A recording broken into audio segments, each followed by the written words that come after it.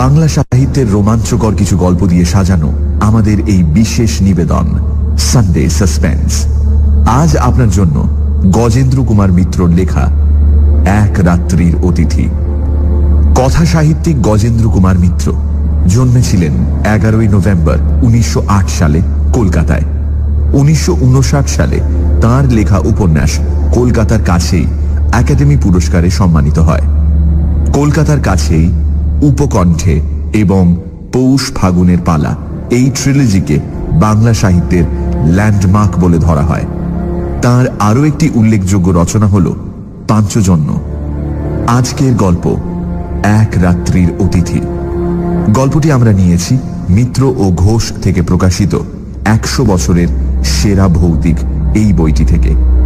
বইটি সম্পাদনা করেছেন শীর্ষেন্দু মুখোপাধ্যায় ও বারিত বরণ ঘোষ। প্রধান চরিত্রে অনিমেষ, বুড়ো মাঝি এবং জনৈক সাধক। গল্প পাঠে দীপ এবং মীর। শুরু হচ্ছে এক রাত্রির অতিথি।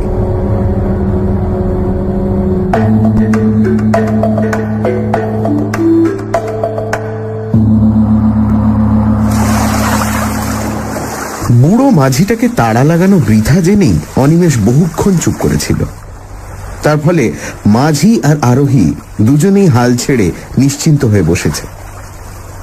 মাঝির বকাটাই রোগ, এমনকি ভাবভঙ্গি দেখে মনে হচ্ছিল ওইটাই পেশা। ওর বউ কতদিন মরেছে, ছেলের বিয়ে দিয়ে কি ভুল করেছে, জামাই কেন মেয়েকে নেয় না, ছোট জামাইটা জুয়ারি, ছেলেটা নেশা করতে পেলে আর কিছু চায় না, খুব ছেলে বয়সে একবারও কলকাতা গিয়েছিল কিন্তু অত হট্টগোলে মাথা ঠিক থাকে না বলে পালিয়ে আসতে পথ পায়নি, আবার একবার যাবে মা কালীকে দর্শন করতে, ইত্যাদি ইত্যাদি তথ্য পরিবেশন করবার ফাঁকে ফাঁকে কেবলমাত্র দম নেবার প্রয়োজনে যখন থামে তখনই শুধু দাঁড় বাইবার কথা মনে পড়ে ওর। সুতরাং শহরে যাবার বাস যে পাবে না তা অনিমেষ আগেই বুঝেছিল, কিন্তু এমন অবস্থায় যে পড়বে তা কল্পনা করেনি। বাস তো নেই, আশেপাশে কোথাও মানব বসতির চিহ্ন যেন চোখে পড়ে না। নৌকো এসে যেখানটায় ভেড়ে সেখানে বাঁশের মাচা মতো একটা আছে, জাহাজ ঘাটা হলে অনায়াসে যেটি বলা যেত। সেই মাচাতে নেমে অসহায়ভাবে অনিমেষ একবার চারিদিকে তাকিয়ে দেখল। নিচে ময়ূরাক্ষীর কালো জল নিঃশব্দে বয়ে যাচ্ছে। তার স্রোতের গতি থাকলেও তবু একটু প্রাণ স্পন্দন বোঝা যেত। এত মন্থর তার স্রোত, এত নিস্তরঙ্গ যে যেন মনে হচ্ছে সমস্ত জলটা যেন জমাট বেঁধে স্তব্ধ হয়ে গেছে। ওপারে ভগীরথপুর গ্রাম, বেশ সম্পন্ন গ্রাম তা সে জানে। বহু লোকের বাস, অনেক পাকা বাড়ি, স্কুল, ডাকঘর আছে, কিন্তু এখান থেকে তার কিছুই দেখা যায় না। ঘাট থেকে উঠে যে রাস্তাটা গ্রামের দিকে গিয়েছে তার সাদা বালির আভাস নিবিড় বনের অন্ধকারে মিশে গেছে একটুখানি গিয়েই। দুদিকে বড় বড় গাছ, কি গাছ তা বোঝা যায় না, কিন্তু তারই অসংখ্য শাখা পল্লব সমস্ত গ্রামটাকে যেন চোখের আড়াল করে রেখেছে। একটা আলোর রেখা পর্যন্ত চোখে পড়ে না। ওপারেই যদি এই হয়, এপারের অবস্থা সহজেই অনুমেয়। এপারে যেদিন সে এসেছিল সেদিন দিনের বেলাও কোনো গ্রাম ওর চোখে পড়েনি। বাসটা এসে একেবারে এই ঘাটের ধারে দাঁড়ায়, যাত্রীরা সবাই ভগীরথপুর চলে যায়।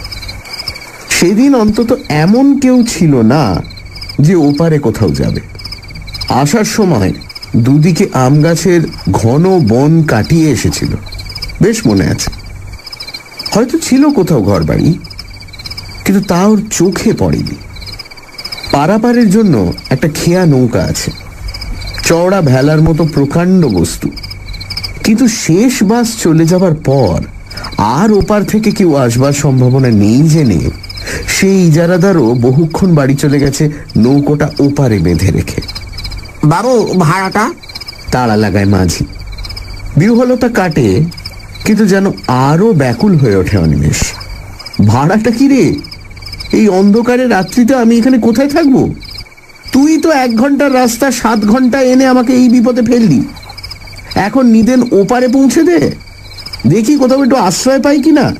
এপারে এই জঙ্গলে শেষে কি বাঘের পেটে প্রাণ দেব? চল ওপারে নিয়ে চল। উঠি লাল্লাম আজ্ঞা, উঠি লাল্লাম আজ্ঞা। সে কি, কেন রে, কি হয়েছে?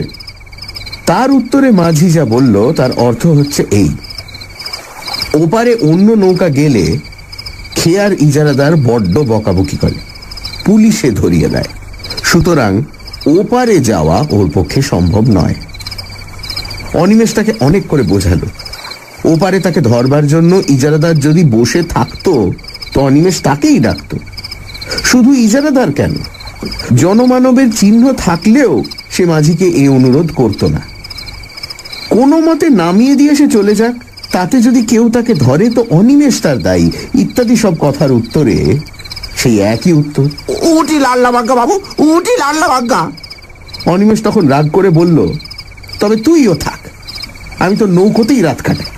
আজ্ঞা উঠিও লাল্লাম। শুধু তাই নয়, দাঁড়ের একটা ধাক্কা দিয়ে নৌকোটা খানিকটা দূরে সরিয়ে নিয়ে গেল। টাকাটি শুনে দেন কেন, বাড়ি চলে যাই। তবে টাকাও পাবে না, যা, রাগ করে বলল অনিমেষ। কিন্তু যখন দেখে বুড়োটা সত্যি সত্যি একটা নিঃশ্বাস ফেলে ঘরমুখো হচ্ছে, তখন সে একখানা 1 টাকার নোট দলা পাকিয়ে ছুঁড়েই দিল। যা বেটা যা, পথে ডুবে মরিস তো ঠিক হয়, মনে মনে বলে অনিমেষ। ব্যাস, এরপর সব পরিষ্কার। ওপারে ঘন বনের নিবিড় অন্ধকার, সামনে অতল শান্ত জলে তারই রহস্য যেন জমাট বেঁধে, আর এপারে তার চারপাশ ঘিরেও দৈত্যের মতো কতগুলি গাছপালা। সুটকেসটা মাচার উপর পেতে সেখানেই জেকে বসল অনিমেষ। বাঘ ভাল্লুক যদি সত্যি আসে তো জলে ঝাঁপিয়ে পড়তে পারবে, এখানেই খানিকটা তবু নিরাপদ। খড় খড় ঝটপট শব্দ করে কি একটা পাখি উড়ে বসলো মাথার উপর। ভয় পেয়ে চমকে উঠল অনিমেষ। কাছেই কোথায় শুকনো পাতার উপর দিয়ে কি একটা সরীসৃপ চলে গেল বোধহয়। সামান্য শব্দ, তবু বেশ স্পষ্ট। জলের মধ্যে হঠাৎ একটা মাছ ডিগবাজি খায়, ওইটুকু আওয়াজ। কিন্তু অনিমেষের মনে হলো যেন বন্দুকের শব্দ উঠল কোথাও।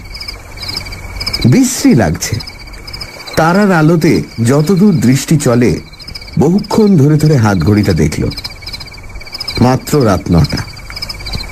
কলকাতায় সবে সন্ধে, কিন্তু এখানে মনে হচ্ছে নিশুতি রাত।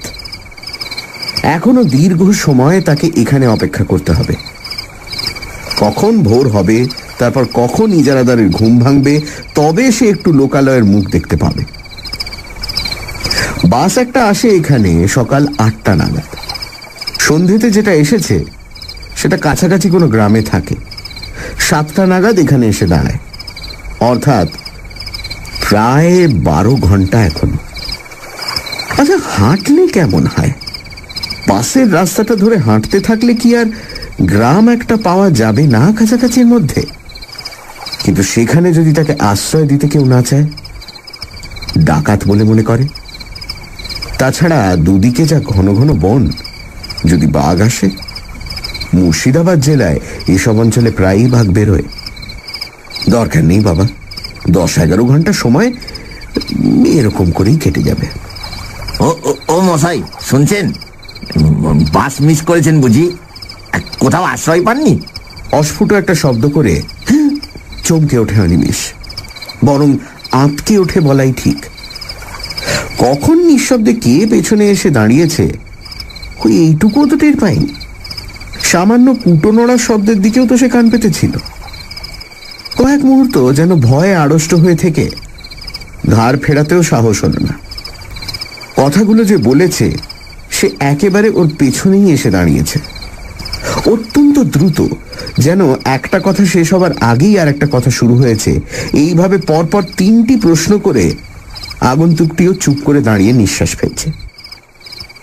অবশেষে প্রায় মরিয়া হয়েই অনিমেষ ফিরে তাকায়।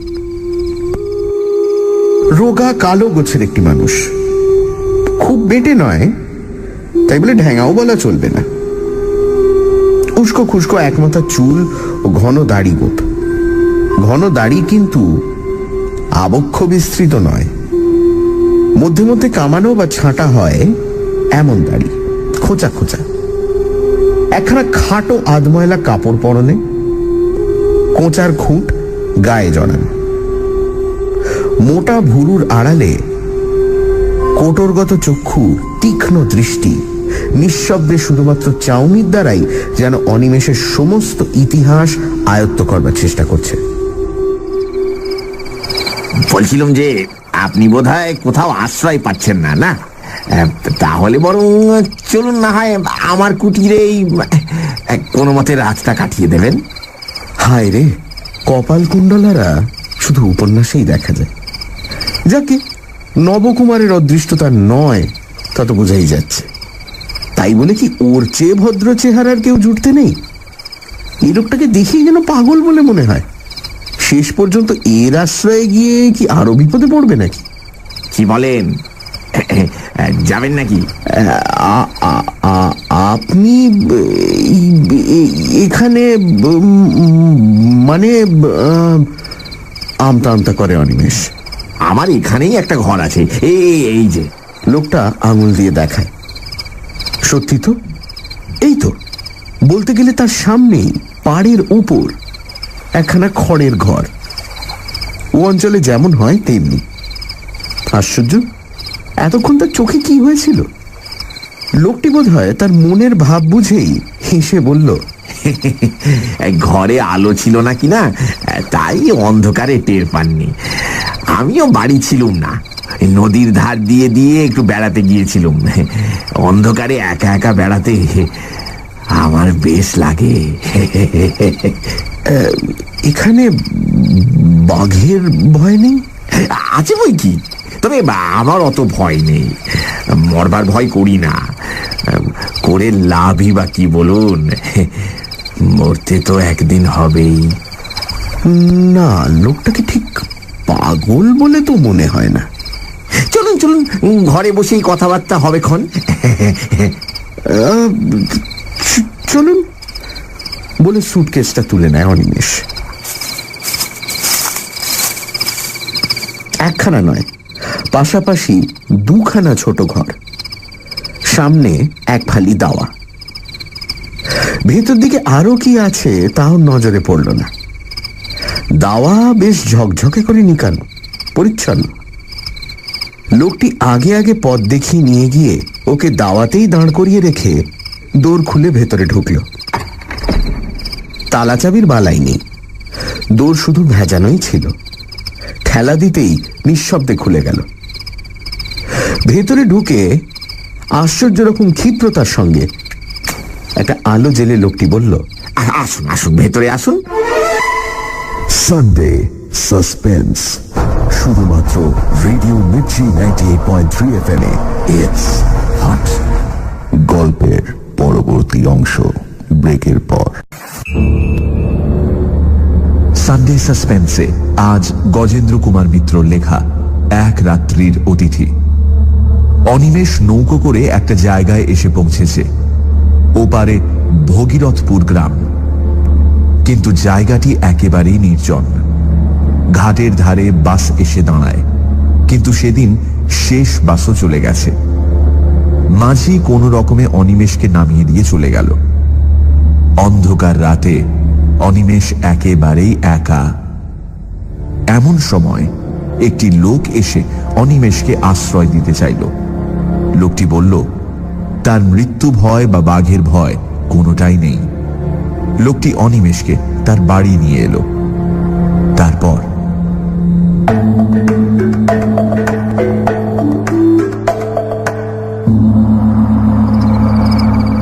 ঘরে আসবাবপত্র বেশি ছিল না। একটা তক্তপোষের ওপর একটা মাদুর বিছানো, শয্যা বলতে এই, একটা বালিশ পর্যন্ত নেই। এক পাশে একটি দড়ি টাঙানো, তাতে খান্দুই কাপড়। তার মধ্যে একটা লাল মেঝেতে জলের মেটে কলসি, একটা কাঁসার ঘটি এবং পিতলের পিল সুজে একটা মাটির প্রদীপ। এছাড়া আর কোথাও কিছু নেই। বসুন, ওই চৌকিটার উপর বসুন। তারপর খানিকটা নিঃশব্দে দাঁড়িয়ে নিজের দুই হাত ঘষে কেন এক রকমের বিচিত্র হাসি হেসে বলল, ভালো বিছানা আমার নেই।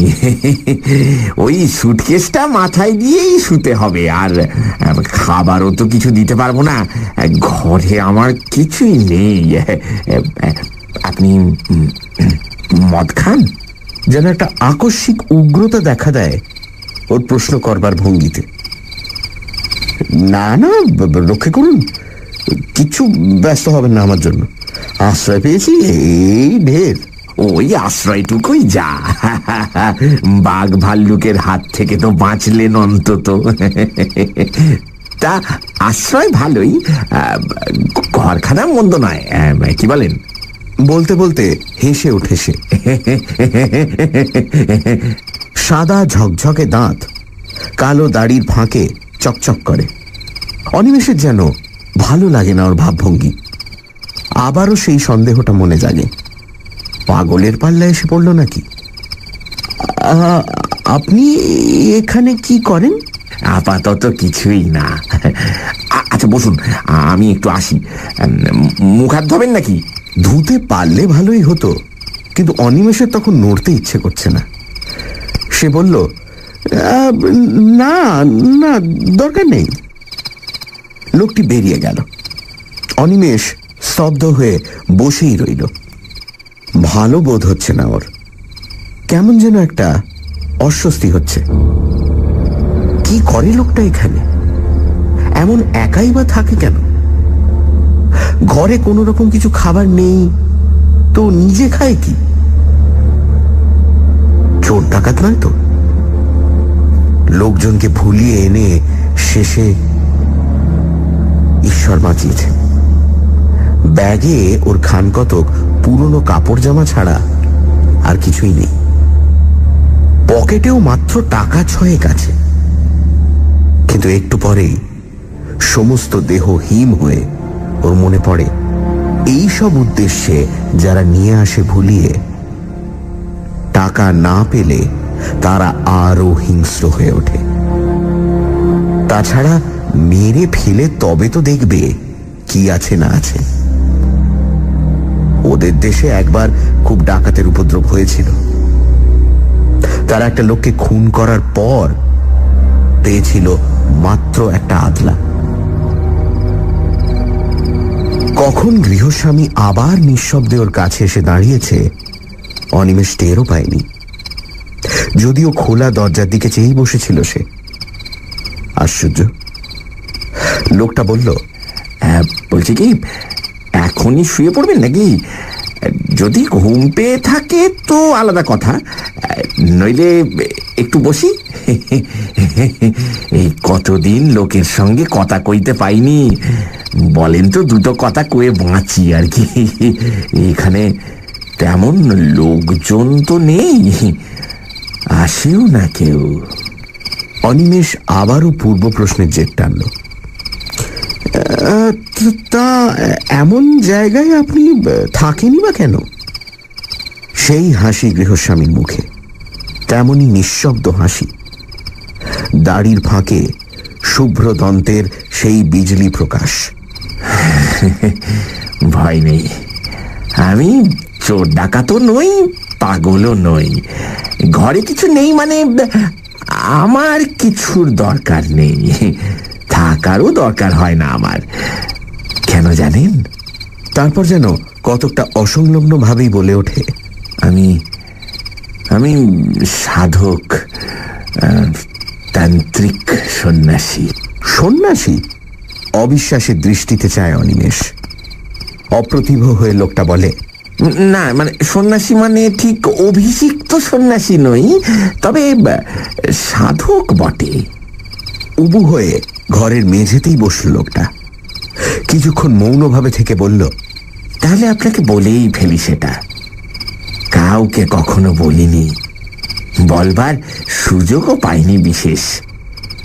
এই অঞ্চলেরই লোক আমি, বুঝলেন। ছেলেবেলা থেকেই নানা বইতে তান্ত্রিক সন্ন্যাসীদের অদ্ভুত সব ক্ষমতার কথা পড়ে ওইদিকে মনটা ঝোঁকে। মনে হতো আমিও ওই সব সাধনা করে সিদ্ধ হব, তারপর প্রাণ ভরে পৃথিবীর সব ঐশ্বর্য ভোগ করব, আর আমাকে পাইকে।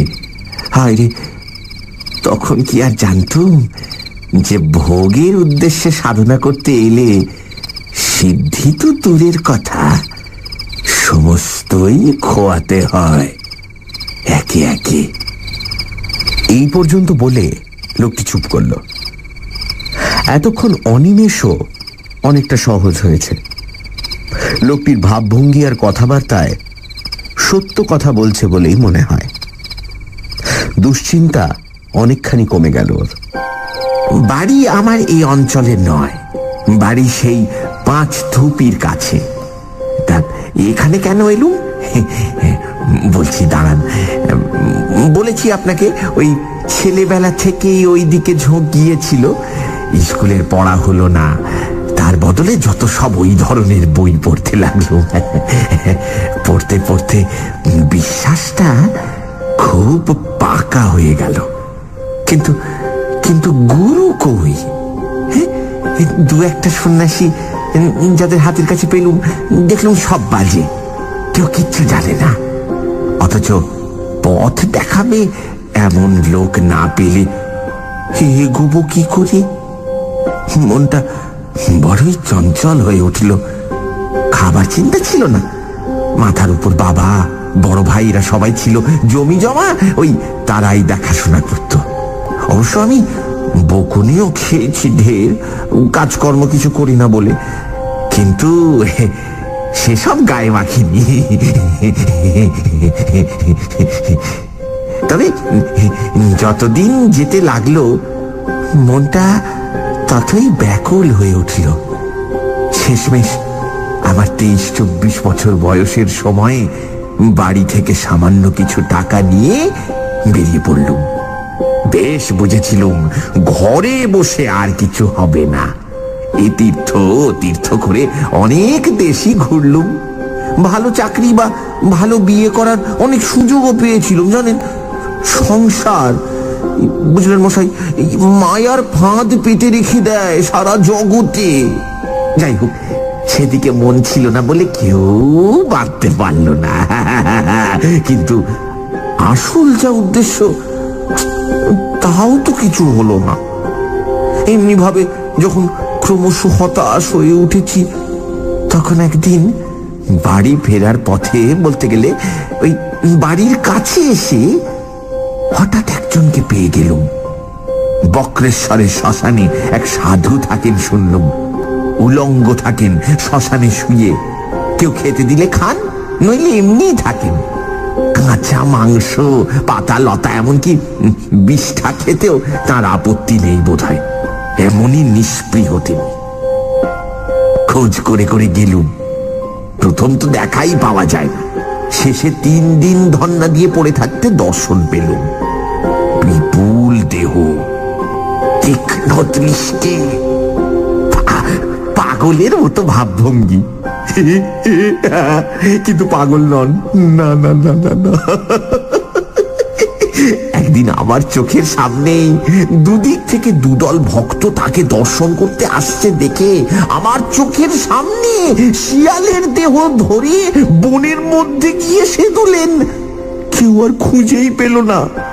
বুঝলুম যে এতদিন ধরে যাকে খুঁজছিলুম, এতদিন পরে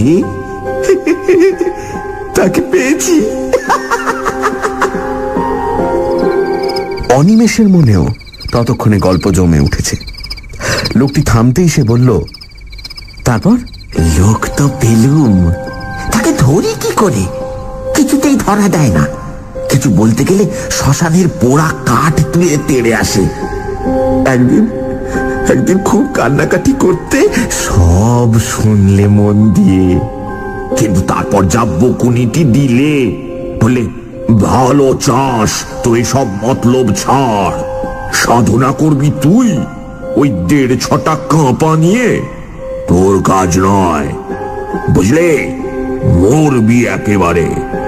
তাছাড়া ভোগ করবার জন্যে সব কাজ যে করতে আসে, তার একুল ওকুল দুকুল যায়। ঘরের ছেলে ঘরে ফিরে যা, যা বিয়ে থা কর, নিজে নিজেই ভগবানকে ডাক, নয়তো কুলগুরুর কাছে দীক্ষা নিস। অনেক কাকুতি মিনতি করলাম, বাবার আর দয়া হলো না। আমি কিন্তু মশাই হাল ছাড়লুম না। আমার তখন জেদ চেপে গেছে কিনা ওইখানেই পড়ে রইলুম, বলতে গেলে না খেয়ে দে, আর গোপনে ওর দিকে নজর রাখলাম, যদি আসল প্রক্রিয়ার কিছু হদিশ পাই। বুঝলেন না, এতদিন কি আর বৃথাই এ লাইনে ঘুরেছি? আসল মানুষ না পাই, ওদের ভেতরের কথা কিছু কিছু জেনেছি বই কি। তারপর হলো কি মশাই, আরো দু একজন সাধক আর ভৈরবী ওখানে এলো বাবার সঙ্গে দেখা করতে, গোপনই এলো। কিন্তু আমি তো ওইখানেই পড়ে থাকি, আমাকে এড়াবে কি করে? পর পর কদিন ওদের চক্র বসলো, আমি তাও দেখলুম। মনে হলো যে আর কি, সব তো শিখে গেছি। ওখান থেকে রওনা হয়ে আর বাড়ি ফিরলুম না। নির্জন স্থান, অথচ শ্মশান, লোকালয় কাছে, এইরকম খুঁজতে খুঁজতে এসে পড়লুম। পথের নলহাটিতে একজন তান্ত্রিকের কাছে দীক্ষাও নিয়ে নিলুম। ও মশাই, এলুম তো এখানে, কিন্তু সাধনা আর হয় না। প্রথম দিন থেকে বিঘ্ন, উপকরণ জোটে তো দিন পাই না, দিন পাই তো উপকরণ নেই। শেষে অনেক কৌশল করিয়ে, অনেক নিচে নেমে যদি বা সব জোগাড় করলুম, এই মঙ্গলবার অমাবস্যার রাত পেয়ে যেমন আসন করে বসেছি। কি বিঘ্ন, কি বিঘ্ন! উফ, ধ্যানে মন দেব কি, কিছুতে মনই স্থির করতে পারি না। এখন এটা বাসের রাস্তা হয়ে শ্মশান এখান থেকে সরে গেছে, আগে এখানটাতেই শ্মশান ছিল। এই যে এখন যেখানে ঘর দেখছেন, এই যেখানে আমরা বসে আছি, এইখানেই সেদিন আসন করে বসেছিল। নিজের অজ্ঞাতেই অনিমেষ যেন একটু সরে বসে, তারপর বলে, আচ্ছা, বিঘ্ন কি রকমের? ভয় পেলেন? শুনেছি তো এরকম সাধনায় বসলে প্রথম প্রথম নানা রকমের ভয় দেখায়, কিন্তু সেটা শুধুই পরীক্ষা করার জন্য। আপনিও তো সেরকম শুনেছিলেন নিশ্চয়ই, তবে ভয় পেলেন কেন? হাসল লোকটা আবারও। কাউকে ছেলে মানুষই করতে দেখলে বিজ্ঞ মানুষেরা যেমন হাসে, কতকটা তেমনই হাসি। বলল, জানে তো সবাই, কিন্তু শোনা এক জিনিস আর অভিজ্ঞতাটা আর এক। তেমন অভিজ্ঞতা হলে বুঝতেন। শুনবেন? হ্যাঁ, শুনবেন কেমন? মরার বুকের উপর বসেছি আসন করে, মরার খুলিতে করে মদ খাচ্ছি, মনে ভয় ডর কিচ্ছু নেই, এই বিশ্বাস হয়ে গিয়েছিল। কিন্তু সেই লোকেরই বুকের মধ্যে হেম হয়ে গেল সে সব শুনে। না না, তেমন ভয়ানক কিছু নয়। প্রথম শুরু হলো ফিস ফিস কথার শব্দ, খিলখিল হাসি, চাপা হাসি। ক্রমে সেইটাই বাড়তে লাগলো। মনে হলো 10 জন, 20 জন, 100 জন, হাজার হাজার হাজার। আপনার চারপাশে যদি লক্ষ লক্ষ লোকের ফিস ফিস কথারই শব্দ হতে থাকে তো কেমন হয়? আর তার সঙ্গে চাপা এক ধরনের খিলখিল হাসি।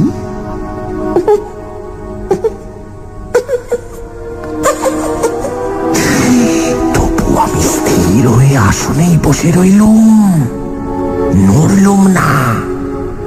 যদিও কাজে আর মন দিতে পারলুম না, এটাও ঠিক।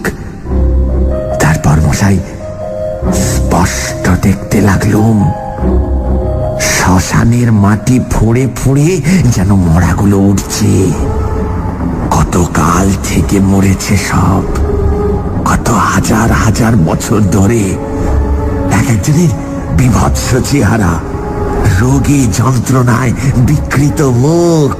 কেউ বা খুন হয়েছিল, কেউ বা ঠ্যাঙাড়ের হাতে প্রাণ দিয়েছে, কেউ বা গলায় দড়ির মরা। ঠিক সেই অবস্থায় উঠেছে, তেমনি কন্ধ কাটা কিংবা হাড় ঘোড় ভাঙা অবস্থায়। সকলেরই মুখে রাগ, চোখের দৃষ্টিতে আগুন। তারা সবাই আমার দিকে আঙুল তুলে শাসাতে লাগলো, পাপিষ্ঠ, তুই এখানে কেন? শ্মশান অপবিত্র করতে এসেছিস? চলে যা, দূর হয়ে যা। জানিস না এখানে আমরা পাহারা দিচ্ছি? মনে পাপ নিয়ে তুই এসেছিস শ্মশান জাগাতে? চলে যা, চলে যা। তার মধ্যে একজনের আবার শুধু কঙ্কাল। বোধহয় তাকে পুঁতে রেখেছিল কোথাও মেরে, তারপর তাকে তুলে পোড়াতে হয়েছে। সেটাই সবচেয়ে কাছাকাছি এলো। মুখে সেই এক শব্দ, দূর হ, দূর হ। ভয় পেলুম খুব, তবু এও জানি একবার ভয় পেলেই গেল। চিরকালের মতো প্রাণপণে চেঁচিয়ে উঠলুম, যাব না, যাব না, উঠব না আমি। ব্যাস, আর যাই কথা। সেই কঙ্কালটা আরো এগিয়ে এসে তার সেই অস্থিময় আঙুল কটা দিয়ে আবার গলাটা চিপে ধরল।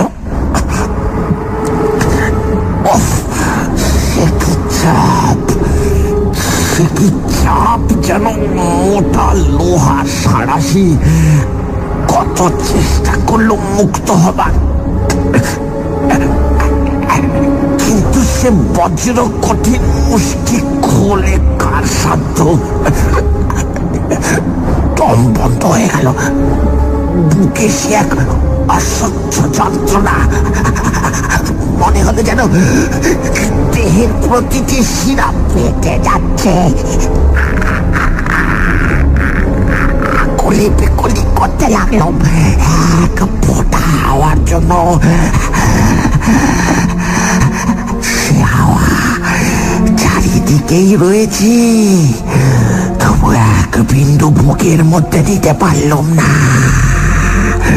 বরং আরো চেপে বসতে লাগলো সেই সাঁড়াশির মতো আঙুলগুলো। তারপর রুদ্ধ নিঃশ্বাসে প্রশ্ন করল অনিমেষ। তারপর আবার সেই হাসি।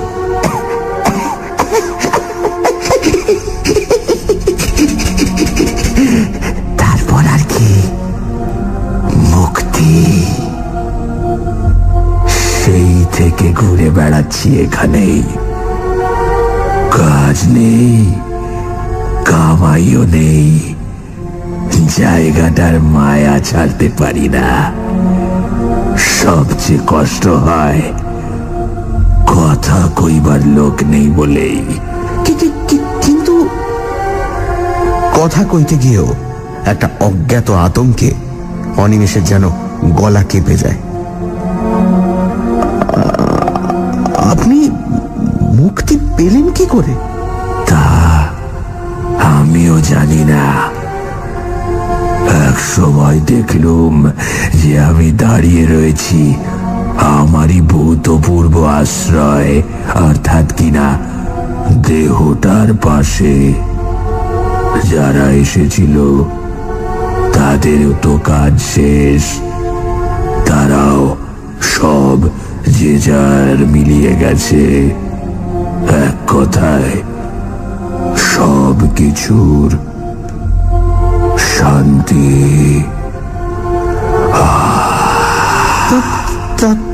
তার মানে কি? আপনি কি বলতে চান যে আপনি তখন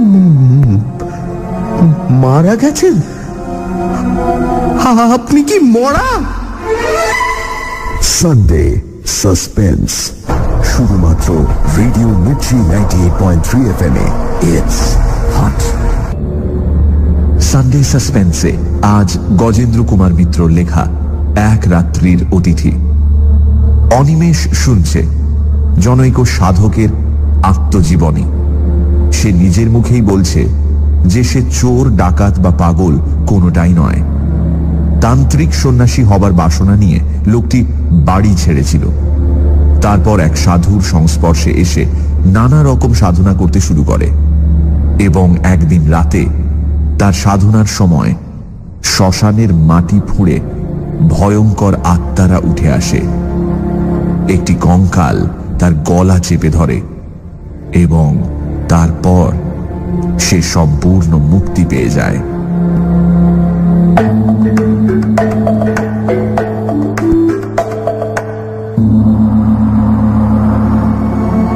প্রশ্নের শেষ অংশটা আকস্মিক আর্তনাদের মতো চিৎকারে পরিসমাপ্ত হয়। কিন্তু প্রশ্ন সে করছে কাকে? কেউ তো নেই, শুধু সে একা বসে আছে ঘরে। বাকি জিনিসগুলো ঠিক আছে, পিদিমটা তেমনই জ্বলছে, শুধু উবু হয়ে বসে যে লোকটা কথা বলছিল সে আর নেই। কোথা দিয়ে গেল লোকটা? কখন উঠে গেল তার চোখের সামনে দিয়ে? বারবার এই ব্যাকুল প্রশ্ন ওর মনে উঠতে লাগলো, কিন্তু উত্তর দেবে কে? খানিক পরে আসল প্রশ্নটা আবার প্রবল হয়ে উঠল।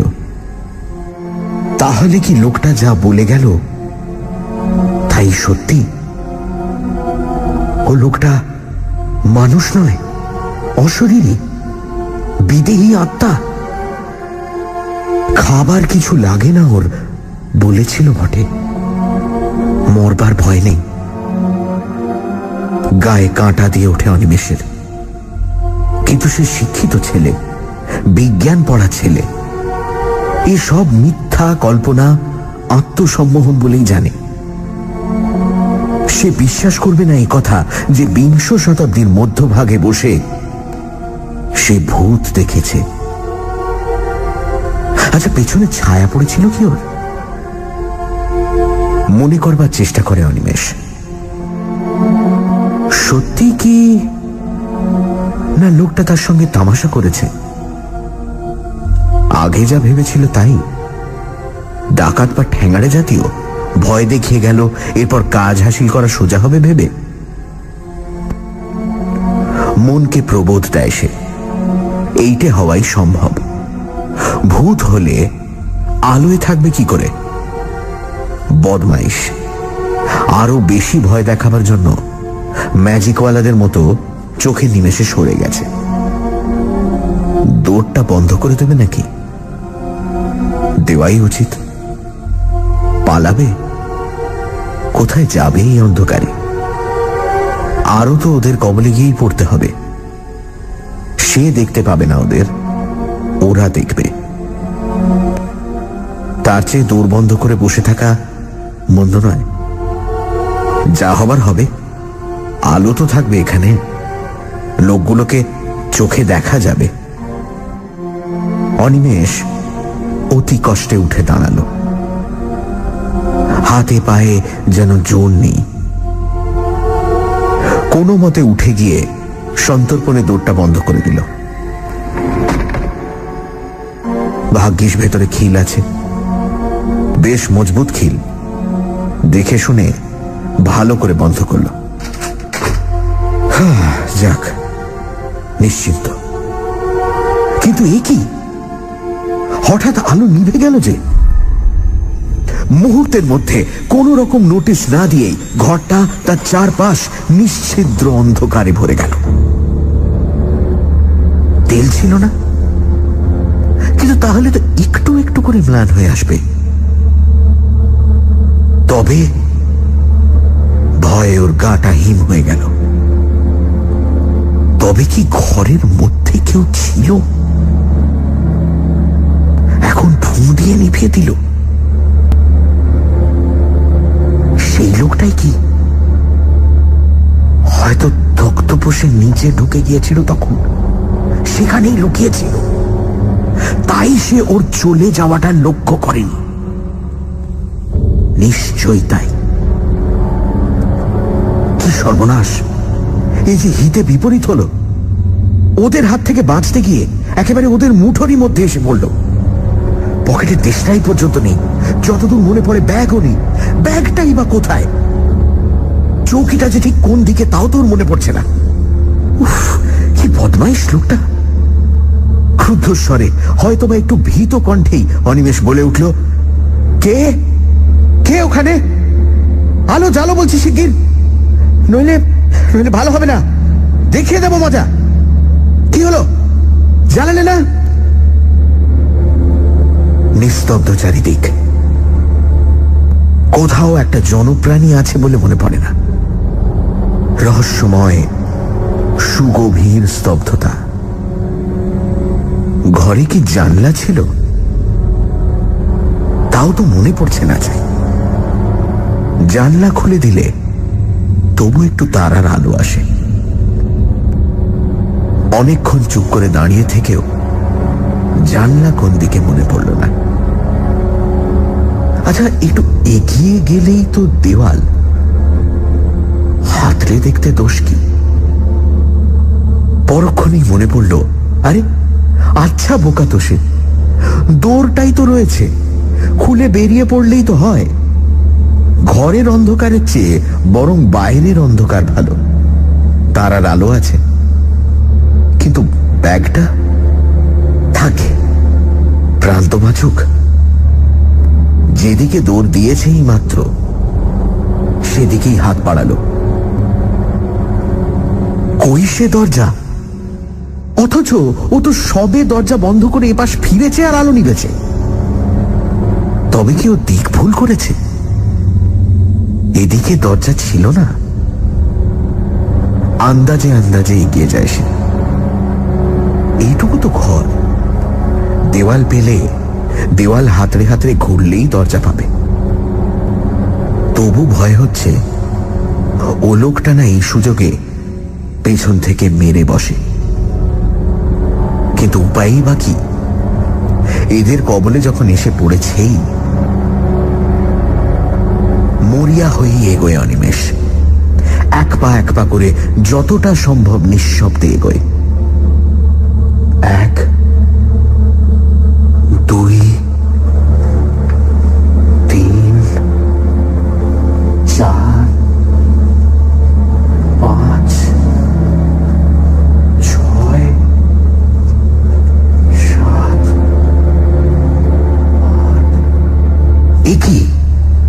এই যে 20 পা হয়ে গেল। ঘরটা যতদূর আন্দাজ হয় 10-12 ফুটের বেশি হবে না লম্বায়। নিহাতি ছোট্ট ঘর, অথচ 20 পা মানে অন্তত 15 ফুট। আরো 2 পা, আরো 10, আরো 20। এ কি, সে মাঠে চলেছে নাকি? কিরকম হলো? 40 পা চলার মতো ঘর তো নয়। কোনাকুনি হাঁটছে, তাতেই বা এত দূর হবে কেমন করে? তবু আরো কয়েক পা যায় সে। হয়তো চলতে চলতে তখন গতি বেঁকে গিয়েছে। সোজা হয়ে হাঁটে আরো খানিকটা। না, তবু দেওয়াল নেই। রহস্যময় অন্ধকার, অনন্ত শূন্যতা। বাইরের মুক্ত শূন্যতা নয়, 4 দেওয়ালের চাপা, তবু তা অনন্ত। এইবার কপালে ঘাম দেখা দেয় অনিমেষের। এতক্ষণ ডাকাতের ভয় যা হয়নি, এবার তাই হলো। পা দুটো কাঁপতে লাগলো থরথর করে, একেবারে যেন ভেঙে এলো। অসহায় ভাবে সেইখানেই বসে পড়ল সে। এ তার কি হলো? কি চক্রান্তে জড়িয়ে পড়ল সে? তবে কি সে লোকটা অশরীরী? সত্যি সত্যি সে কি তাহলে কোনো প্রেত জনির মায়াতে এসে পড়েছে? বিহ্বল হয়ে ভাবে অনিমেষ কি করবে, কিন্তু কোনো পথ দেখতে পায় না। ওই যে কারা আসছে না? হ্যাঁ, ওই তো কত লোকের পায়ের আওয়াজ, অন্তত 8-10 জনের কম নয়। কিংবা আরো বেশি এই বাড়ির কাছেই আসছে। ওই তো দাওয়ায় উঠল। ও মশাই, শুনছেন? ও মশাই,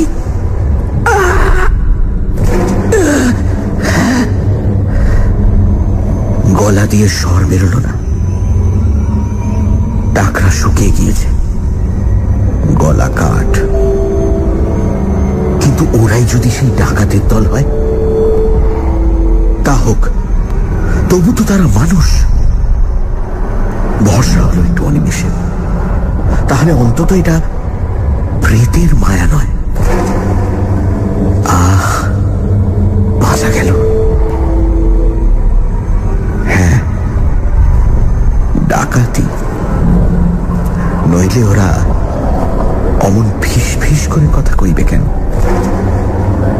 বহু লোক যেন পরস্পরের সঙ্গে ফিস ফিস করে কথা কইছে। আরো লোক বাড়ছে, আরো বহু পায়ের শব্দ, অসংখ্য অগণিত ফিস ফিস করে কথা বলার আওয়াজ। এ কি? ওরা কি ঘরে ঢুকছে নাকি? কেমন করে ঢুকলো? ওর যে চারিদিকে শব্দগুলো এগিয়ে আসছে, ওর চারপাশে খুব কাছে খিলখিল করে চাপা হাসির শব্দ। অনেকে হাসছে, তবু শব্দটা খুব জোর নয়। মাথা থেকে পা পর্যন্ত বরফ নেমে যায় যেন দেহের মধ্যে। হাত পায়ে আর কোনো সাড় থাকে না। আতঙ্ক যে এমন জিনিস, তা আগে অনিমেষ কখনো কল্পনাও করেনি। মস্তিষ্ক শুদ্ধ যেন নিষ্ক্রিয় হয়ে আসছে। চিৎকার করবে, চিৎকার করবে, সাধ্য নেই। পালাবে, পথ কই? কিন্তু কিছু তো একটা করা উচিত।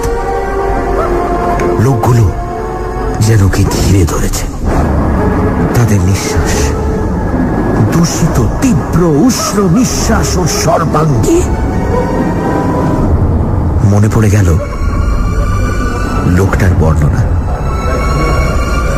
সেও তো এমনই ফিস ফিস শব্দ শুনেছিল, এমনই হাসি। তারপর সেই মৃতের পুনরুত্থান, সেই কঙ্কালের অভিযান। তার অদৃষ্টে কি তাই হবে? সে তো কোনো দোষ করেনি। সে তো সাধনা করতে আসেনি সবের বুকের উপর চড়ে। হঠাৎ কে যেন হা হা হা হা করে হেসে উঠল তারই আশেপাশে কোথাও। তীক্ষ্ণ চড়া গলার সে হাসি। মনে হলো যেন তার পাশে অন্ধকারকে বিদীর্ণ করে ছড়িয়ে পড়তে চাইছে। আবার চারিদিকে দেওয়ালে ধাক্কা খেয়ে ফিরে আসছে তারই চারিদিকে। বহুক্ষণ ধরে যেন এই হাসির শব্দ ধ্বনিত আর প্রতিধ্বনিত হতে লাগলো তাকে ঘিরে। বিশ্রী তীক্ষ্ণ একটা উপহাসের হাসি। সে হাসির জাল যেন তাকে চারিদিক থেকে ঘিরে ধরেছে, আর নিস্তার নেই। প্রাণপণ চেষ্টায় মরিয়ার মতো চিৎকার করে উঠল একবার অনিমেষ, হে ভগবান, এ কি করলে? সত্যি তো, ভগবানের কথা তো তার মনে ছিল না। তাকে তো সে ডাকেনি। হে ভগবান, হে হরি বাঁচাও, হে রামচন্দ্র। আর কিছু মনে এলো না তার। গায়ত্রী মনে আছে কি? হ্যাঁ আছে। পৈতেটা কোথায়? সুগভীর ক্লান্তি আর অসহতন্দ্রায় চৈতন্য শিথিল হয়ে আসে তার। ঘুম যখন ভাঙল অনিমেষের, তখন সকাল হয়নি, কিন্তু ফর্সা হয়েছে একটু। খানিকটা সময় লাগলো তার সবটা মনে করতে। তারপর ধর্মড়িয়ে উঠে বসে ভালো করে চেয়ে দেখলো যে সেই বাস দাঁড়াবাড়ি ফাঁকা জায়গাটার মধ্যে ঘুমিয়ে পড়েছে কখন। সুটকেসটা খানিকটা দূরে একটা গাছতলায় পড়ে আছে। আরে সে ঘরটা কোথায় গেল? যত দূর দৃষ্টি যায় কোথাও কোনো ঘরের চিহ্ন মাত্র তো নেই। সে কি বাস থেকে নেমে সেখানেই ঘুমিয়ে পড়েছিল? তাই হবে হয়তো, হয়তো সবটাই ও স্বপ্ন। সে উঠে নদীতে গেল মুখ হাত ধুতে।